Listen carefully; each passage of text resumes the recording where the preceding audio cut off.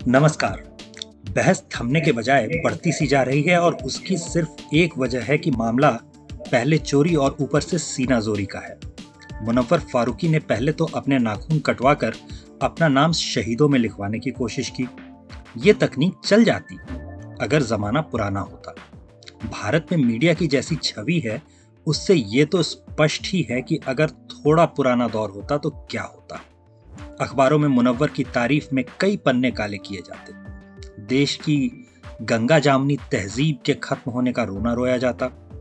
अंत में सिर्फ विश्व भर में जो समुदाय अल्पसंख्यक है, जिस धर्म का दुनिया में कोई भी देश नहीं है, उस धर्म को एक मजहब को मानने वाले 56 मुल्क और एक रिलीजन को मानने वाले कई देश मिलकर असहिष्णु करार देते। सवाल ये है कि क्या इनमें से किसी ने यह जानने की कोशिश की कि मुनव्वर ने आखिर ऐसा क्या कहा था जिसकी वजह से विरोध हो रहा था? विरोध हो रहा था क्योंकि वो 59 तीर्थयात्रियों के नरसंहार का मजाक बना रहा था। एक ऐसा जघन्य हत्याकांड जिसमें 23 महिलाओं और बच्चों को जीवित ही जलाकर मार डाला गया हो। उसका मजाक उड़ाने वाला क्या कलाकार कहलाने लायक है भी? अगर है तो हाल में ही कुख्यात हुए कॉमेडियन की तरह मैं भी कहना चाहूंगा कि भारत एक ऐसा विचित्र देश है जहां नरसंहारों पर चुटकुले सुनाने वाले नाजी खुद को कलाकार बताते हैं। क्या आपकी सोच इतनी विकृत है कि यहूदियों के कत्ल पर चुटकुले लिखने सुनाने वाले को आप कलाकार मानते? अगर नहीं है तो हिंदुओं की हत्या पर चुटकुले लिखने सुनाने वाले को आप कलाकार कैसे बता रहे हैं? आइए पहले एक बार सुन लेते हैं कि उसने कहा क्या था। मैं टीवी पे देख रहा था द बर्निंग ट्रेन, तो डैड आए एंड डैड इज लाइक ये बकवास मत देखा कर, उन्होंने चैनल बंद कर दिया। एंड आई वाज लाइक क्यों ऐसा?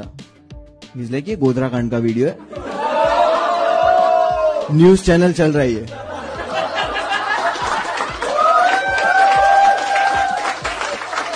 लाइक मुझे तो लगा कोई मूवी चल रही है directed by Amit Shah something, produce by RSS, कुछ पता नहीं लगा। बात यहीं खत्म हो जाती तो क्या बात थी, मगर एक कदम और आगे बढ़कर अकबर इलाहाबादी के शेर हम आह भी करते हैं तो हो जाते हैं बदनाम, वो कत्ल भी करते हैं तो चर्चा नहीं होता, को भी चरितार्थ कर दिया। मामूली से कार्टून पे चार्ली हेब्दो जैसे हत्याकांड पर चर्चा नहीं होती।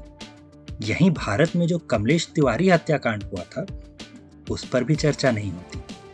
लेकिन किंतु परंतु अगर हिंदू देवी देवताओं को कोई अपनी मस्खरी में इस्तेमाल करे और लोग उसका विरोध कर दें तो उतने पर लोगों को असहिष्णु करार दिया जाता है। देख लीजिए मुनव्वर किस किस्म की मस्खरी कर रहे थे। मेरा पिया घर आया ओ राम जी। लाइक अगर भगवान को रिस्पॉन्स करें, वो गाना कैसा है ना, लाइक मेरा पिया घर आया ओ Ram ji don't give fuck about your पिया। मेरा पिया घर आया राम जी, लाइक मैं 14 साल से खुद घर नहीं गया। एंड अगर सीता ने सुन लिया तो वो तो डाउट करेगी कि if your husband is why you are updating my husband bitch. And Sita को तो माधुरी पे पहले से शक है। वो गाना है तेरा करूं गिन गिन, तो उसको लगा वनवास गिन रही है कि साल 14। अब आप कहेंगे ये तो साधारण सा मजाक था, इसे दिल पर लेने की क्या जरूरत है? मगर सवाल ये है कि सहिष्णुता मेरे लिए ही क्यों जरूरी है? क्या ये नहीं हो सकता कि आप ऐसी गलत हरकतें करें ही नहीं जिन्हें जहर का घूंट पीकर सहना पड़े? आखिर इंसानों के साथ इंसानों जैसा बर्ताव करने में दिक्कत क्या है? क्या ये जरूरी है कि कोई काफिरों से, बुत परस्तों से हमेशा गलत बर्ताव ही करे और फिर काफिरों, बुत परस्तों से ये अपेक्षा रखे कि वो सहिष्णु बने, बर्दाश्त करें? मुगल बादशाहों का दौर तो रहा नहीं कि आप काफिर बुत परस्तों पर जजिया लगा दें, उन्हें हथियार रखने, घोड़े पर चढ़ने से मना कर दें। ये लोकतंत्र है और यहाँ भारत में आपको दूसरों के साथ वही बर्ताव करना होगा जिसकी आप खुद के लिए अपेक्षा रखते हैं। अगर फिर भी नहीं मानना हो तो फिर बाइबल की वो उक्ति याद कर लीजिए जिसमें कहा जाता है as you sow shall you reap. जैसा करोगे वैसा भरोगे की कहावत तो सुनी ही है ना। धन्यवाद।